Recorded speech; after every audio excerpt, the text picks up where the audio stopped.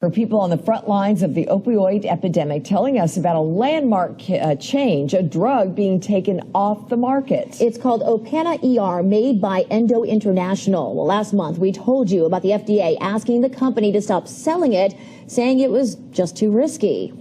Endo agreeing late last week to voluntarily stop selling Opana ER, even though the company believes it's safe when used as intended, with the benefits, they say, outweighing the risks. Now, this drug was actually reformulated back in 2012 with the aim of making it harder, more difficult to abuse. The FDA says it has seen a shift in how people use Opana to get high, injecting it rather than snorting it. Well, regulators link that shift to a serious outbreak of HIV and hepatitis C. WATE 6 on Inside reporter Kelly Rinke is looking into this move and what it means for our community. It's tonight's top story.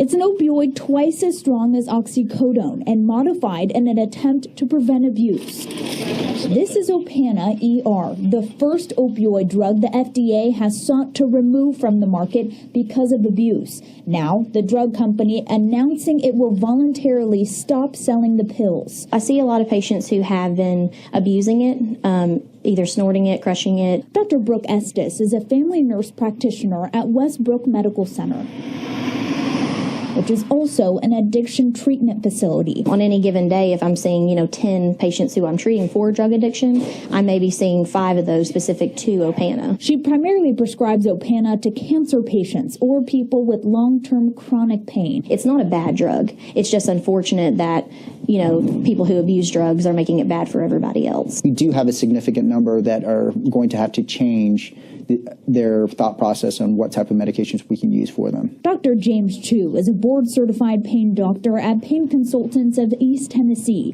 He says there are many other ways for those patients to treat pain. Oftentimes, there are psychological interventions, physical therapy, occupational therapy that can be also very helpful. That's the answer. It's not to seek out something to replace it. Knoxville Police Chief David Roush says Opana is a prevalent drug, Officer C, so he strongly approves the decision to remove it. It's one less drug that'll be used, and so it clearly is going to have an impact.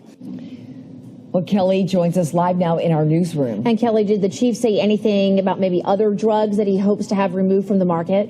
Kristen, well, he didn't want to go into any detail about specific drugs, but he says ones that cannot be modified to prevent abuse should be pulled from the market. And he says he would approve the FDA going through the list, cleaning out any drugs that have not been manipulated to keep them from being abused. Guys, back to you. All right, Kelly, thank you so much. And by the way, everyone, Dr. Estes says prescribing Opana is a last resort, but since that drug will not be available, she says that she can switch her patients originally on it to the generic equivalent. But she says there can always be a chance that someone can find a way to abuse that drug as well.